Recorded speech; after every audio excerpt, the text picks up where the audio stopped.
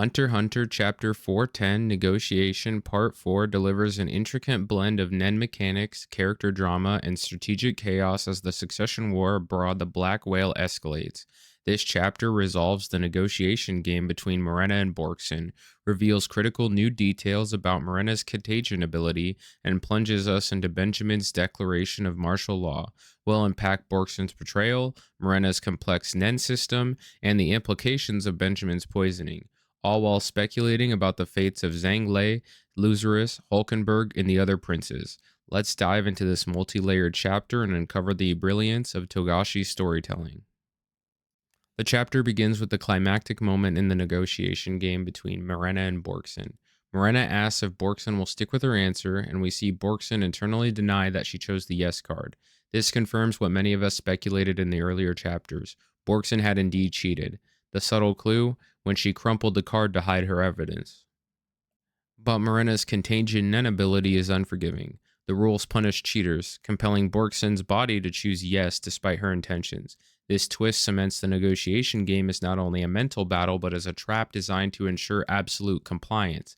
Morena, ever perceptive, notices the cheating and coldly remarks on it, showing her disappointment. This resolution highlights the intricate balance of strategy and consequence in Togashi's writing. Morena's Nen ability punishes dishonesty, but it also reflects her need for genuine respect and loyalty. Her disappointment in Borkson's actions add emotional depth to her character, making her more than just a ruthless villain. Morena uses this moment to explain the full extent of her Nen ability, Contagion. It's a system as complex as it is terrifying, functioning like a real-world gaming app. Activation conditions. To become a player, one must fulfill 3 conditions: play the negotiation game and choose the yes card, receive a kiss from Morena, witness a murder committed by Morena or her allies. Leveling system. Once activated, players gain levels by killing. Civilians grant 1 level, Nen users grant 10 levels, princes grant a massive 50 levels. Member Zero status. At level 100, players become Member Zero, capable of spreading contagion themselves. However, Morena remains the system's core. This ability is essentially a decentralized video game, blending specialization and manipulation into self-sustaining systems of chaos. It's also a reflection of Morena's worldview. She sees humanity as a game to manipulate, where killing is the ultimate form of leveling up. This chilling perspective aligns perfectly with the overarching themes of power and morality in the Succession War. Now trapped by Morena's Contagion ability, Borkson finds herself in a uniquely precarious position. Morena explicitly states that the Haley family will not target Borkson or those important to her, provided she remains loyal to their group. This assurance adds a fascinating layer to Borkson's dilemma. By participating in the Haley's killing, she could potentially safeguard her friends and allies, leveraging her involvement as a shield. However, the Haley's loyalty is conditional and fragile. Morena makes it clear that if Borkson is deemed unnecessary or fails to prove her worth, she could be betrayed just as easily. This duality creates an intense psychological trap for Borkson. To protect those she cares about, she may have to compromise her morals by becoming a killer, but even then, her safety is not guaranteed. This dynamic highlights one of Togashi's recurring themes: the lengths people will go for survival and the complex, often morally gray decisions they must make in desperate situations. Borkson's internal struggle will be fascinating to follow. Will she embrace the darkness to protect her friends, or will she find a way to outmaneuver the Haley from within? This marks the end of the negotiation mini-arc, but the stage is set for Borkson's future development. Will she succumb to Contagion's influence, or will she find a way to resist? Only time will tell. The chapter shifts focus to the other princes, starting with Prince Zhang-Lei. It's explicitly stated by Benjamin that Zhang-Lei has escaped from Tier 1 and is now on Tier 2, using the ZU gang's resources to make his move. This strategic retreat positions Zhang-Lei away from the immediate dangers of Benjamin's martial law, likely buying him time to regroup and recalibrate his plans.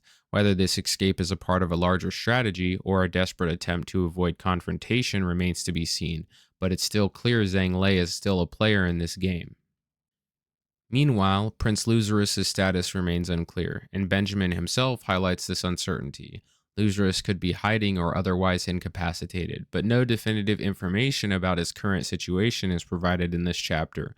While earlier speculation tied his fate to the Melody kidnapping subplot, for now, Lazarus remains an enigma. This vagueness adds tension to the narrative, as Lazarus's fate could significantly impact the balance of power aboard the Black Whale. As these princes move in the shadows or disappear from immediate view, the battles for survival become increasingly unpredictable. Zhang-Lei's escape and Lazarus's ambiguity serves as a reminder of how fluid and chaotic the Succession War has become. The chapter delivers a shocking revelation. Prince Benjamin has been poisoned. While this event happens off screen, the most likely culprit is Hulkamilko, a combination of Prince Hulkenberg and Prince Benjamin's bodyguard Balsamilko.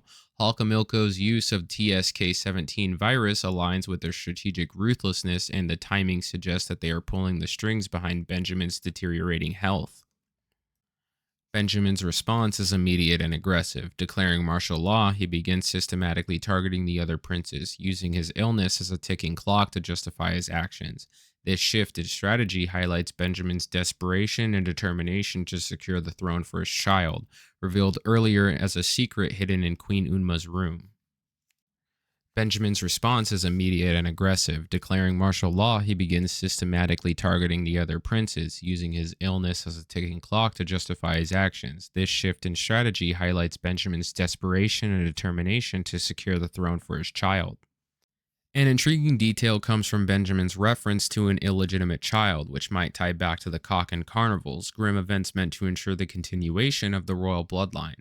This child, if born of such circumstances, could potentially be a second-track faker, a term that hints at strategic manipulation of lineage laws. If true, this would allow Benjamin to position the child as a legitimate heir, bypassing traditional inheritance rules while maintaining his lineage's hold on the throne. Benjamin's declaration of martial law brings chaos to Tier 3, with soldiers inspecting passengers and hunting for hidden threats. One standout moment is Benjamin's interactions with Bodo Bai. When asked about his condition, Benjamin delivers a straight-faced, "I'm completely fine," despite obvious symptoms of poisoning. This moment injects a brief touch of humor into an otherwise tense chapter, while also emphasizing Benjamin's stoic resolve.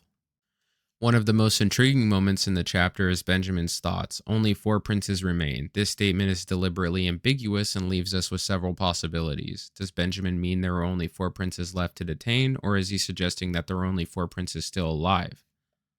If it's the latter, this raises even more questions. Prince Hulkenberg, which I referred to as Hulkamilko due to his possession of Balsamilko's body, becomes a focal point of speculation.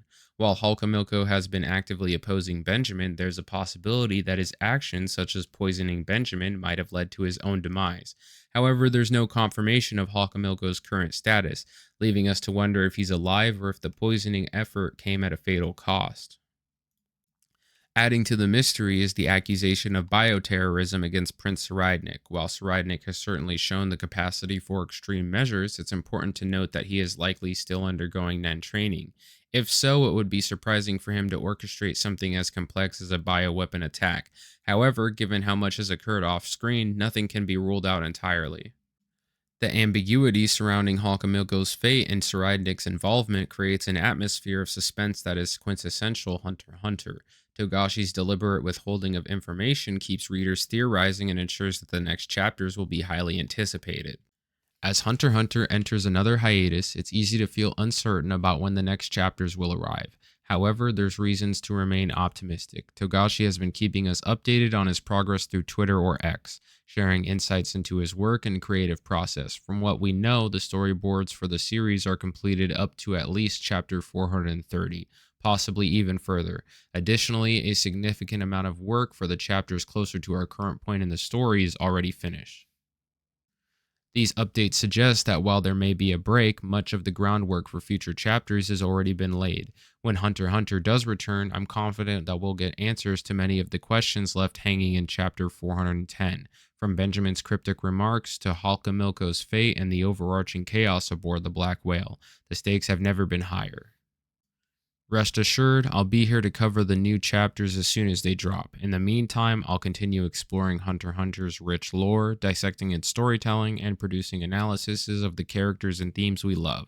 If there are specific topics or questions you'd like me to tackle, drop your suggestions in the comments below. I'd love to hear from you.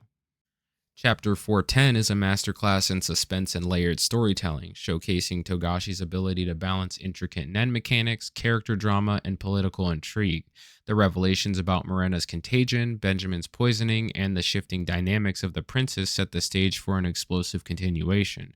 Whether it's the cryptic mention of only four princes remain or the potential of Hulkamilko's sacrifice, the story has left us with countless theories and speculations. What do you think the next batch of chapters will reveal? Could Hulkamilko still be alive, or has his role reached its conclusion? How will Benjamin's gambit play out, and can he secure the throne for his child? Let me know your theories. I'd love to hear what you think. If you enjoyed this breakdown, don't forget to like the video, subscribe to the channel, and hit the notification bell to stay updated on all things Hunter x Hunter. Your support helps the channel grow and keep these discussions alive. Don't forget to leave your thoughts in the comments below. I always enjoy hearing your theories and perspectives. Thanks for watching, and I'll see you in the next video.